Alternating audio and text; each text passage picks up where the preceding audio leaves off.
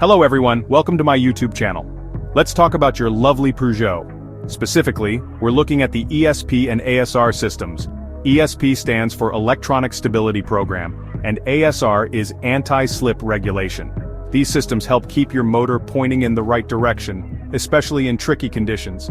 They work in the background, keeping you safe on the road. If a wheel starts to lose grip, these systems jump into action, braking individual wheels or reducing engine power. This helps you maintain control of your Peugeot. Now, when you see that ESP-ASR faulty warning light pop up on your dashboard, it can be a bit of a worry.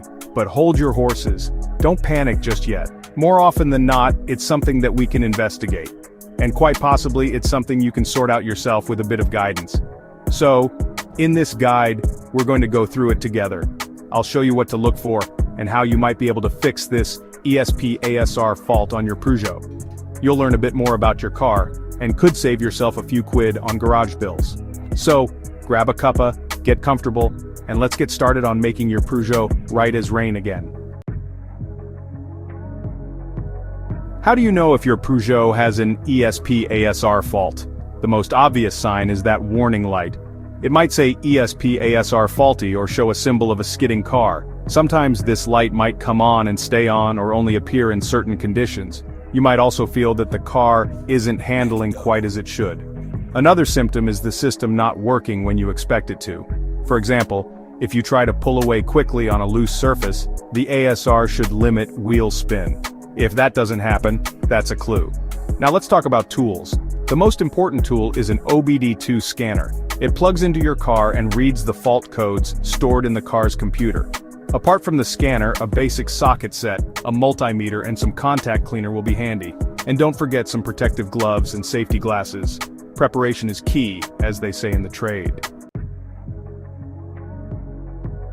Okay, tools at the ready? Good stuff. Always work on your Peugeot on a flat level surface. Make sure the handbrake is on and turn the ignition completely off. For some checks, disconnect the negative terminal of the car battery.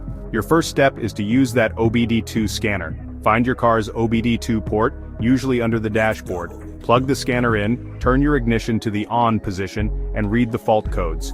Write these codes down carefully. One common culprit for ESP-ASR faults is a faulty wheel speed sensor. Each wheel has one of these sensors. If one sensor isn't sending a correct signal, the ESP-ASR system gets confused. Your OBD2 scanner might point to a specific wheel sensor. Check its wiring for any damage and make sure the connector is clean and tight. Sometimes just cleaning the sensor and its connector with contact cleaner can do the trick. Another common issue is a faulty brake light switch, which can confuse the ESP module. Sometimes the issue might be with the steering angle sensor. This sensor tells the car's computer the position of your steering wheel.